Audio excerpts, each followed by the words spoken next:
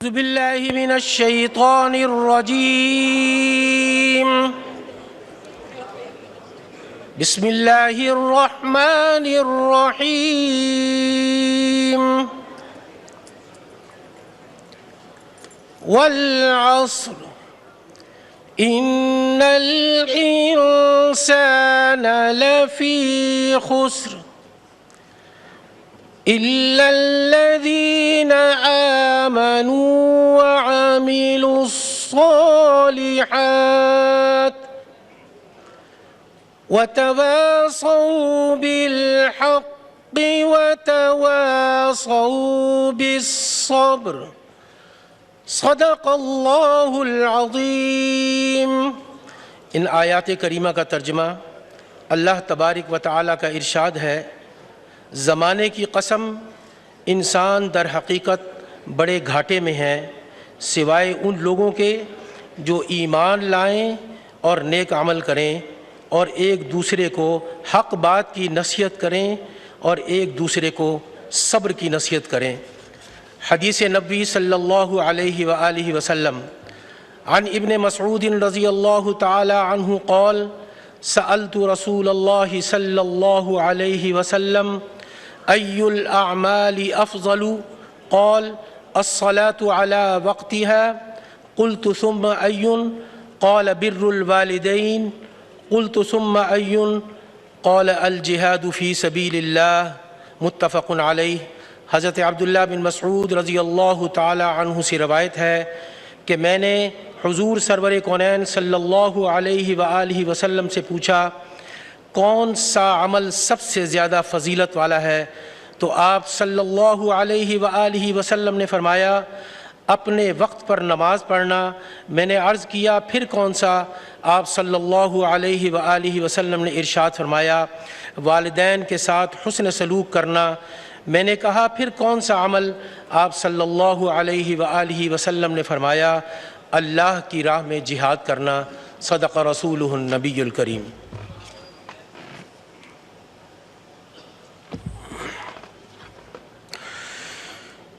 कुछ नहीं मांगता शाहों से ये शैदा तेरा, इसकी दौलत है फ़क़त नक्शे कफ़े पा तेरा। कुछ नहीं मांगता। लोग कहते हैं कि साया तेरे पैकर का न था, मैं तो कहता हूँ जहाँ भर पे है साया तेरा। मैं तो कहता हूँ जहाँ भर पे है साया तेरा। कुछ नहीं मांगता। दस्तगीरी मेरी तन्हाई में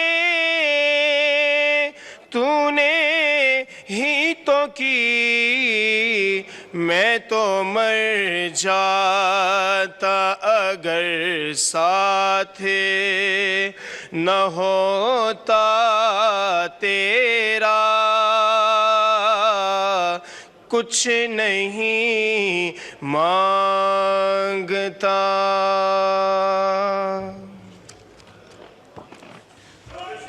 औज़ु बिल्लाहि मिनश शैतानिर रजीम। बिस्मिल्लाहिर रहमानिर रहीम। I invite the Honorable President of the Islamic Republic of Pakistan, Mr. Asif Ali Zardari, to address under Clause 3 of Article 56 of the Constitution of the Islamic Republic of Pakistan, both houses of the Parliament assembled together.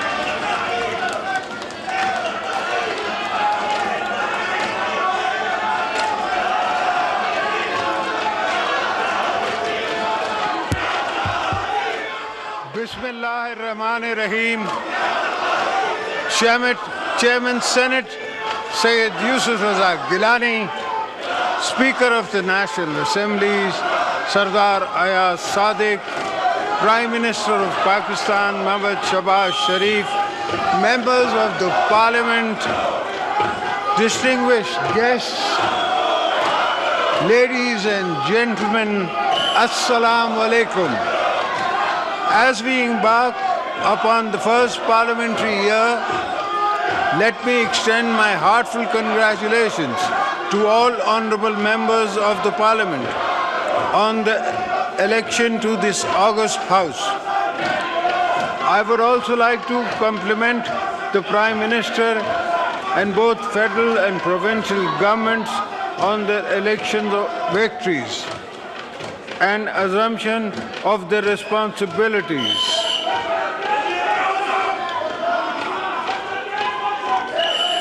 Let me also take this opportunity to express my sincerest gratitude to all parliamentarians and provincial assembly members for their trust and confidence in electing me for a second time as the President of Islamic Republic of Pakistan. I am humbled by this opportunity bestowed upon me by the grace of Almighty Allah. Mr. Speaker, let me begin this parliamentary year by sharing briefly my vision for future, because much of it's based on choices we make in my particular role in the past too. I have made important choices that made history. When I chose to give away my own powers as President to the Parliament of Pakistan. I expect you as parliamentarians to use those powers with the wisdom and maturity our country merits and needs. I see my own role today as a unifying symbol of a joint, robust federation, where all people and provinces should be treated in equal before law. At the same time, in my considered view, it is time to turn a new page. If we see today as a new beginning, which it is, that we can build on our strength by investing in our people, by focusing on public needs, by harnessing our relation of our resources to create pathways to inclusive growth.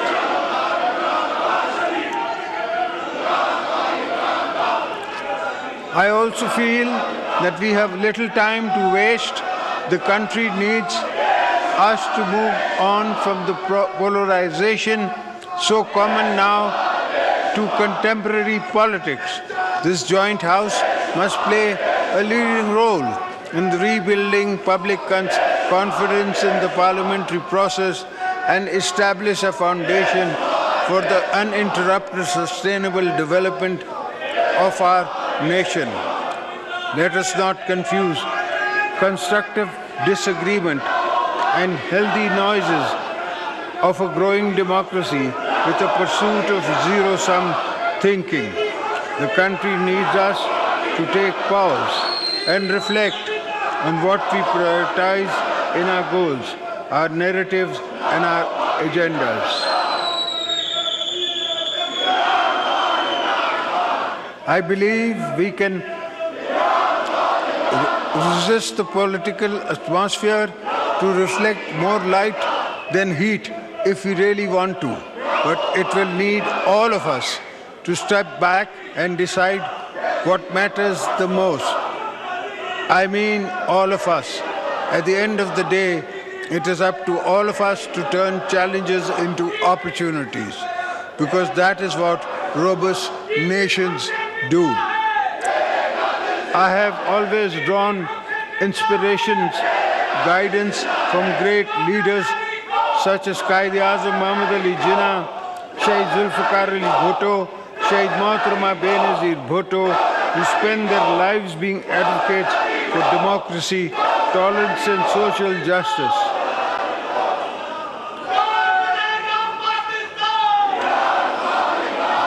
I firmly believe that by embracing the vision of these leaders, we can effectively tackle our challenges and foster an atmosphere of mutual respect and political reconciliation. The challenges we face are not impossible to overcome. They just require a fundamental of meaningful dialogues, parliamentary consensus, and a timeline implementation of rigorous reforms aimed at addressing underlying issues, both old and new, confronting us. I strongly believe that in order to align our country with the 21st century, it is imperative that we move forward on reforms to promote good governance for the provision of optimal social entitlement to our citizens.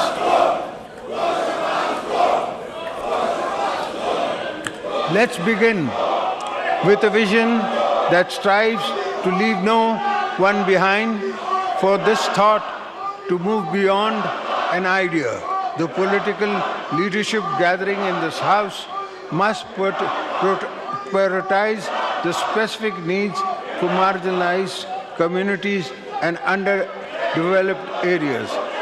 By focusing on the needs of these regions, we can bridge the gap between them and the more developed areas of the country, moving the needle towards an inclusive growth model that emphasizes equality of opportunities. While there are many economic reforms the government will drive in pursuing jobs, reducing inflation, and expanding the tax net, I want to underscore the importance of promoting positive working relationship and effective coordination within our constitutional framework between the federal government and the provinces. This is an absolute essential for promoting an inclusive national development agenda, ruling out policies that execute tangible actions on the ground. I firmly believe that by driving seamless collaborations as fostering institutional coordination with intentions and regularity, we can harness full potentials of our federal system to deliver positive change for benefit for people of Pakistan.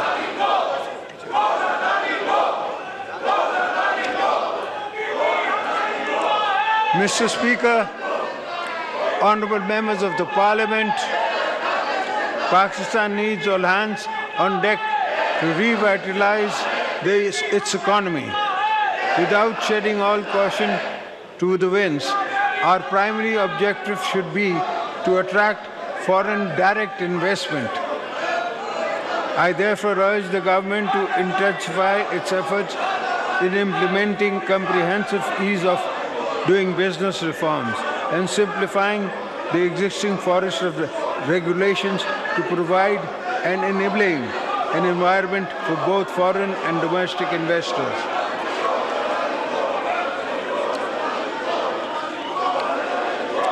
I commend the establishment of the Special Investments Facility Council aimed at attracting and facilitating investment in the key sectors, which is a step forward in the right direction. At the same time, we must accelerate our endeavors to diversify export, enhance the competitiveness of our products in global markets, introduce value addition, and venture into new markets similarly. The huge untapped potential in the agriculture, marine life, information technology, textile sector should be exploited to earn foreign exchange.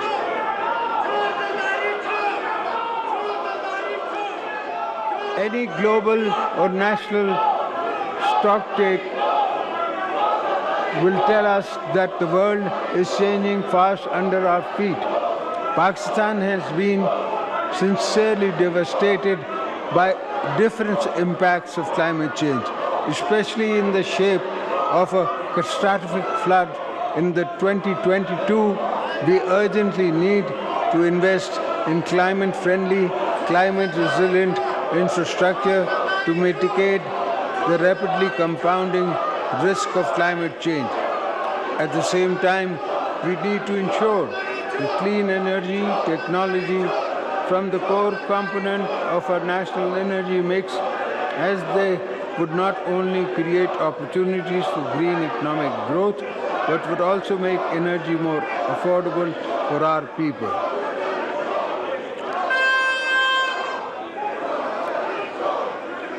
Mr. Speaker, the provision of primary and secondary education is a fundamental right, and its current state should keep all governments awake at night. We must acknowledge the fact that in Pakistan there's a massive number of children who are out of school, and given our growing population, the number is growing faster than the facilities we have been providing. I therefore urge all provincial governments to bring focus and energy on transformative reforms on education sector, not just on improving access to primary secondary education for all children, but for ensuring quality as well.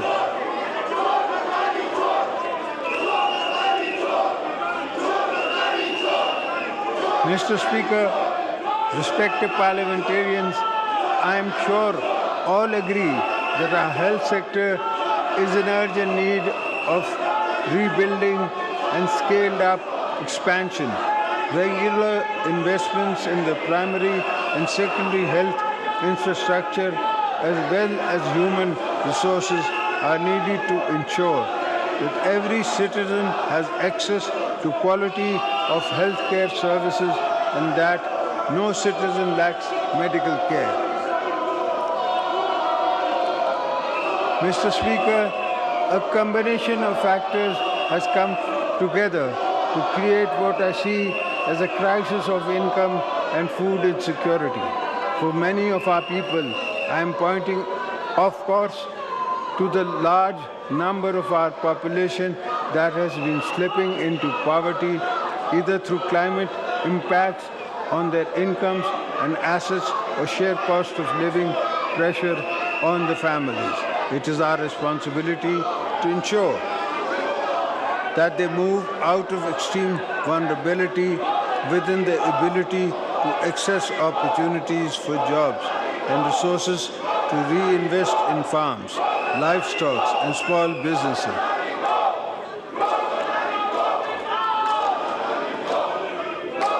I am proud to say that I come from a political background that has rich legacy of empowering and protecting all those at the bottom of the social pyramid, including women. Shaheed Mohtarma Benazir Bhutto was a champion of women's rights and always went on extra mile in advancing women's causes, just as she sought entitlement of economically and socially vulnerable groups of Pakistan. I am very proud of the fact the Benazir Income Support Program has been providing a lifeline to millions of vulnerable women across the country, offering them financial assistance and social protection, while giving many women the incentives and seed capital to start up small businesses.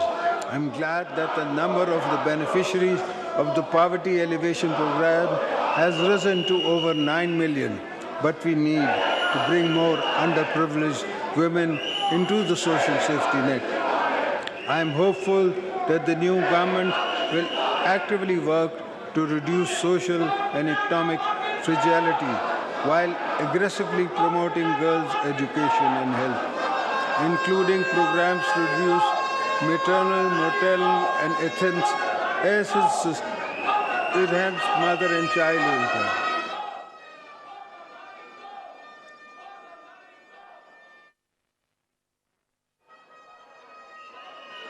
Mr. Speaker, you are aware the menace of terrorism is again rearing its ugly head and is threatening our nation's security as well as regional peace and prosperity. Pakistan believes that terrorism is a shared concern that requires collective efforts. We expect neighboring countries to take strong notice of terrorist groups who are involved in launching attacks against our security forces and people. Today I reaffirm the nation's resolve to eliminate terrorist elements. My late wife, the twice elected Prime Minister of Pakistan, Mohtarama Benazir Bhutto Shaheed, gave her life standing up to terrorists, so you will never find me wanting in building the unity and the momentum behind such an effort.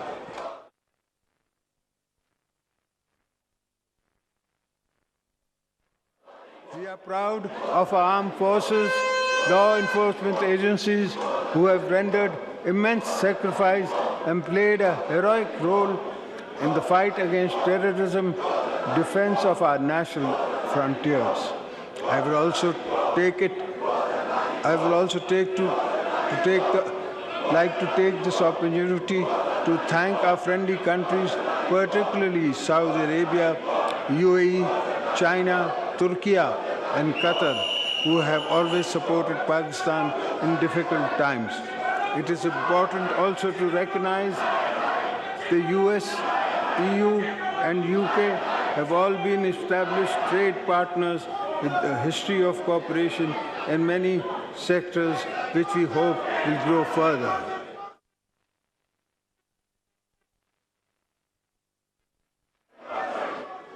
I extend my heartfelt gratitude to China for its unwavering support to Pakistan in various fields and enduring strategic all-weather friendship between Pakistan and China is a cornerstone of stability in the region. We remain steadfast in our commitment to collaborate with China to advance our shared goals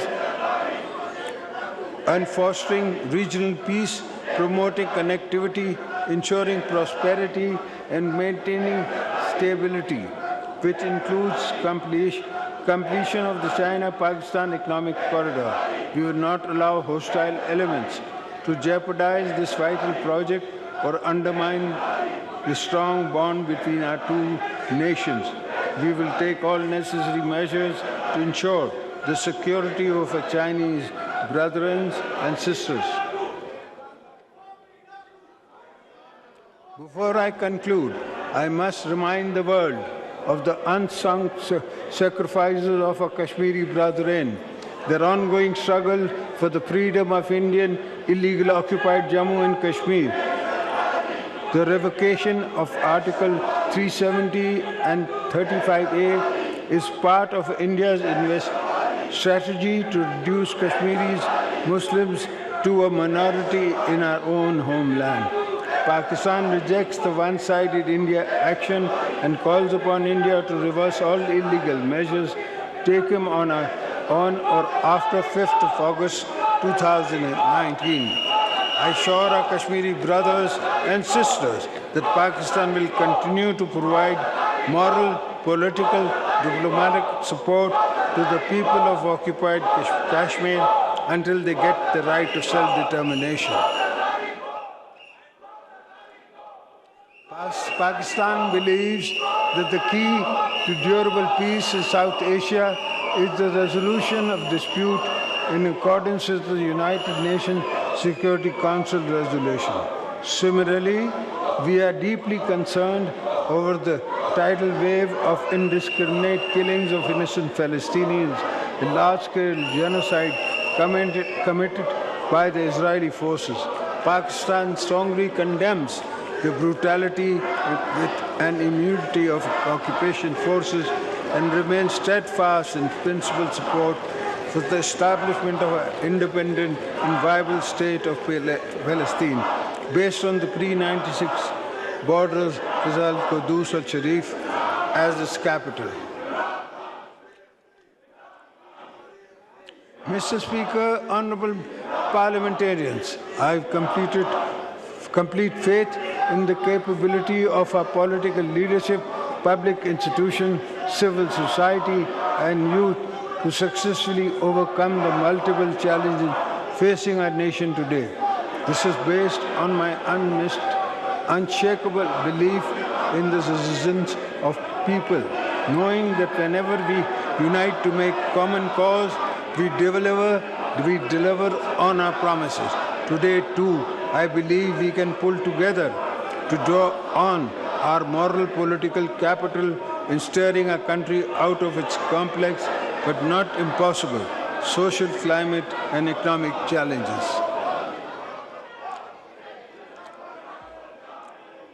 Once again, let me entreat you all to think of this great country as your driving motivation for service in this House of Parliament. Let us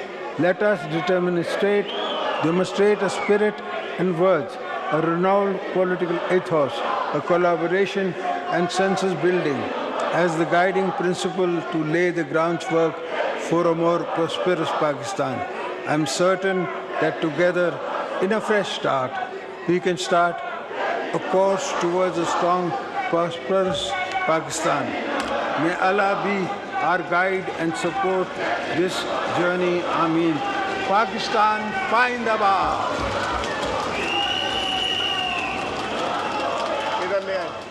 इधर ले आए